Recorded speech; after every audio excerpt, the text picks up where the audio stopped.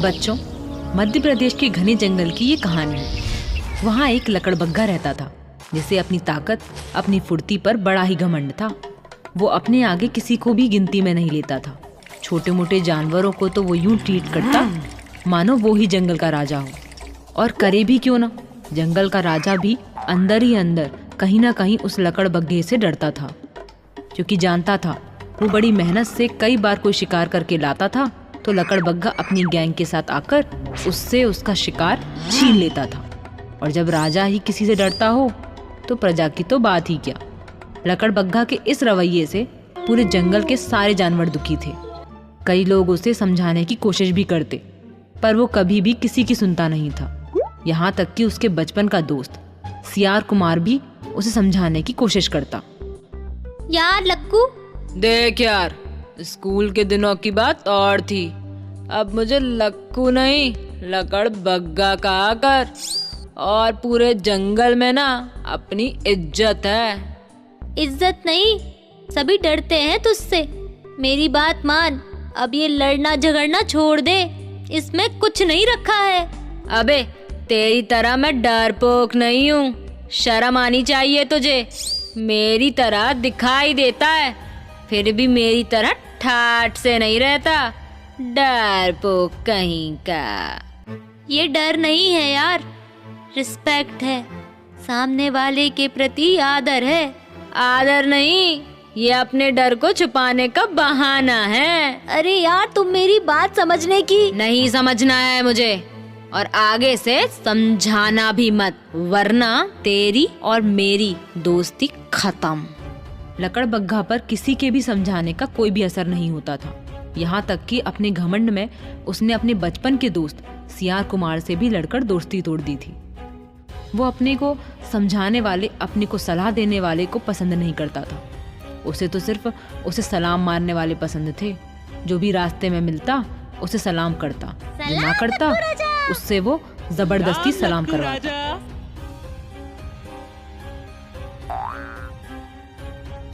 क्यों बे, सलाम मारने के लिए तेरे हाथ टूट गए हैं क्या? हाँ वो क्या? सलाम मार, और हर बार सलाम मारना, वरना तेरे आगे का दाया और पीछे का बाया पैर तोड़कर खा जाऊंगा। न चल पाएगा, ना घिसट पाएगा। माफ कर दो लक्कू राजा, माफ कर दो। ए, सलाम मार। सलाम लक्कू राजा।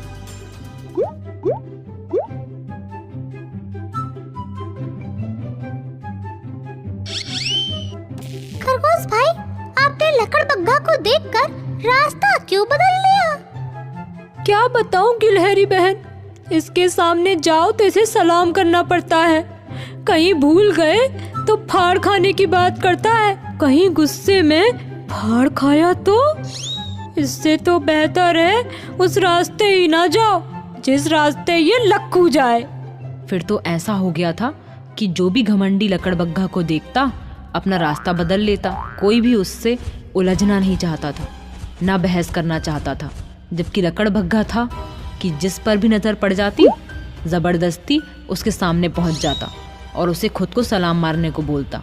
उसे इतना घमंड हो गया था कि एक दिन उसके बचपन का दोस्त सियार कुमार उसे मिल गया तो वो उसे भी बोल पड़ा।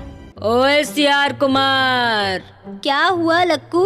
माना कि तू मेरे बचपन का दोस्त है, पर ये मत भूल कि इस जंगल में जिसे भी रहना है, जिसे भी मेरे सामने से गुजरना है, मुझे सलाम मारे बगैर नहीं गुजर सकता।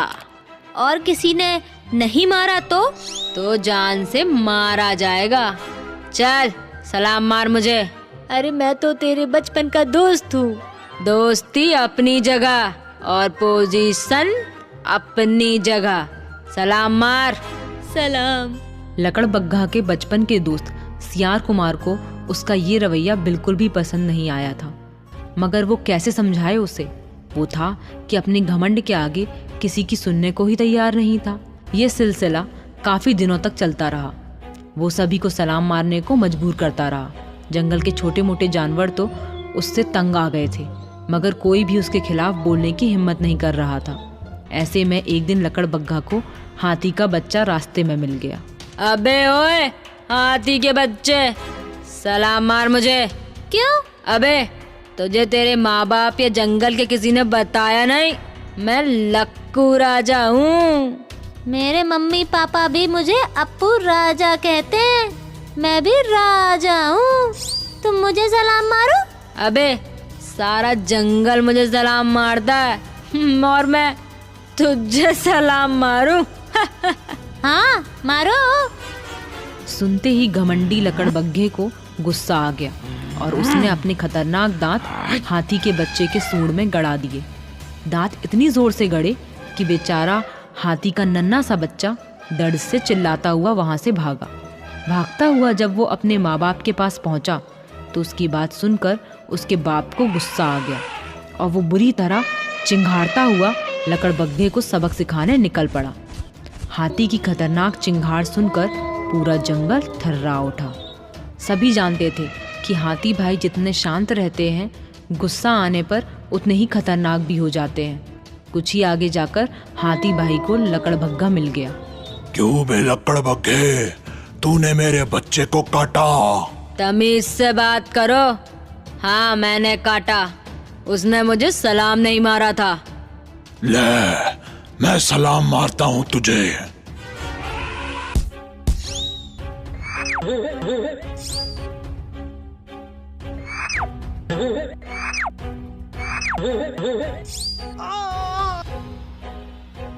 अबे हाथी, अगर ज्यादा किया तो मैं तुझे काट लूंगा। तू मुझे काटेगा? ले काट।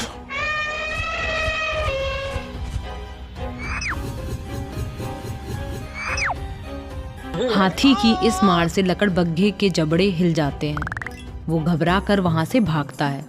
हाथी भाई उसके पीछे चिंघाड़ते हुए भागते हैं कि आज तो मैं तेरे सारे के सारे दांत जबड़े सहित तोड़कर रहूंगा। अब लकड़बग्घा आगे आगे भागता रहा और हाथी गुस्से में चिंघाड़ता हुआ उसका पीछा करता रहा।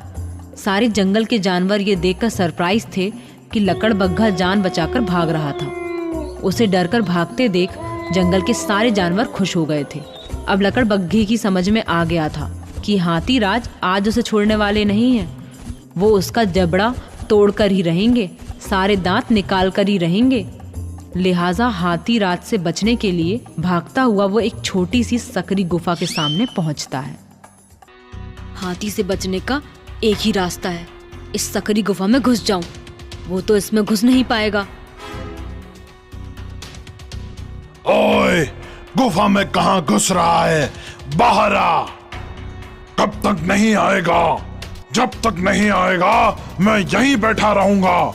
या तो तू गुफा के अंदर ही मरेगा या बाहर आकर जबड़े तुड़वाएगा, मगर हर हाल में तेरे जबड़े और दांत टूटने ही हैं। अब काफी देर हो जाती है पर न लकड़बग्घा गुफा से बाहर आने की हिम्मत करता है और न हाथी भाई उसका इंतजार करता थकता है। धीरे धीरे काफी समय गुजर जाता है। तभी अचानक लकड़बग्घे को गुफा के अंदर उसके बचपन का दोस्त सियार मिलता है। सारी बात सुनकर सियार उसे फिर समझाता है। तू मेरे बचपन का दोस्त था, इसलिए मैं तुझे समझाता था, पर तू अब क्या हो सकता है? अब तो हाथी भाई किसी भी कीमत पर मुझे नहीं छोड़ेंगे। मुझे भूख भी लग रही है। मैं अंदर रहूंगा तो भूख से तड़प तड़प कर मर जाऊंगा और बाहर निकलूंगा तो हाथी भाई मेरे दांत तोड़ देंगे। तब भी मैं खा नहीं पाऊंगा और भूख से तड़प तड़प कर मर जाऊंगा। अगर तू आज से अपनी आदत बदल ले तो मैं हाथी भाई को समझा सकता हूँ। हाथी भाई समझेंगे ही नहीं। अगर तुम अपनी आदत बदलने का वादा करो तो मैं कोशिश कर सकता हूँ। मैं वादा करता हूँ, आज के बाद मैं किसी को भी तंग नहीं करूँगा, किसी को भी सलाम मारने को नहीं कहूँगा। उल्टा मैं सभी को सलाम मारूंगा बस। पर क्या हाथी भाई मुझे जिंदा छोड़ेंगे? वो तो किसी का भी कहना नहीं मानते। सुनकर सियार कुमार जाता है और कुछ ही देर में हाथी भाई को समझाकर लकड़बग्घे को बाहर ले आता है। लकड़बग्घा हाथी भाई को शांत देख सरप्राइज हो जाता है। फिर पूछता है, कमाल है हाथी भाई, आप मुझ जैसे खतरनाक जानवर से नहीं डरे, मेरा कहना नहीं माने और एक नन्हे से सियार की सुन लिए। इस संसार में कोई भी सबसे ज्यादा ताकतवर नहीं है। जानवर की शारीरिक ताकत से ज्यादा उसकी जबान की ताकत पावरफुल होती है। तुम भले ही सियार जैसे लगते हो, पर तुम में घमंड भरा है, इसलिए सियार कुमार के सामने तुम एकदम कमजोर हो। सियार कुमार का कहना मैं तो क्या पूरा जंगल मानेगा, क्योंकि सियार कुमार की जबान बड़ी मीठी है और मीठी जबान से भगवान भी हार जाते हैं। हाथी भाई की बात सुनकर लकड़बग्गे की आंखें खुल जाती हैं और वो कहता है, आज मेरी समझ में आ गया हाथी भाई, मीठी जुबान में ही सबसे बड़ी ताकत होती है। आज के बाद मैं किसी से कोई भी कड़वी, दिल को दुखा देने वाली बात नहीं करूँगा।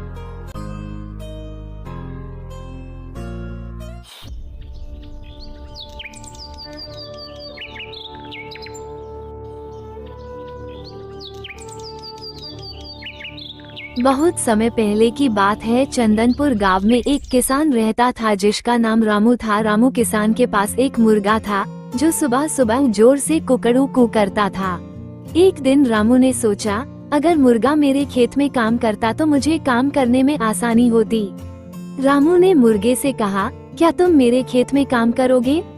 मुर्गा मुस्कुराया और बोला, अगर तुम मुझे फसल का एक हिस्सा दोगे तो मैं तुम्हारी मदद करूँगा। रामू ने मुर्गे की बात मानी और उसे खेत में काम करने के लिए छोड़ दिया। मुर्गा खेत में घूमता और कीड़े मकोड़े खाता, जिससे रामू की फसलें बर्बाद नहीं होती थीं। धीरे धीरे रामू का खेत बहुत अच्छा होने लगा। रामू ने मुर्गे का धन्यवाद किया और कहा, मेहनत तो सभी करते हैं, लेकिन अगर कोई हमारी मदद करे तो काम आसान हो जाता है। सीख, कभी कभी छोटी मदद से बड़े काम हो जाते हैं।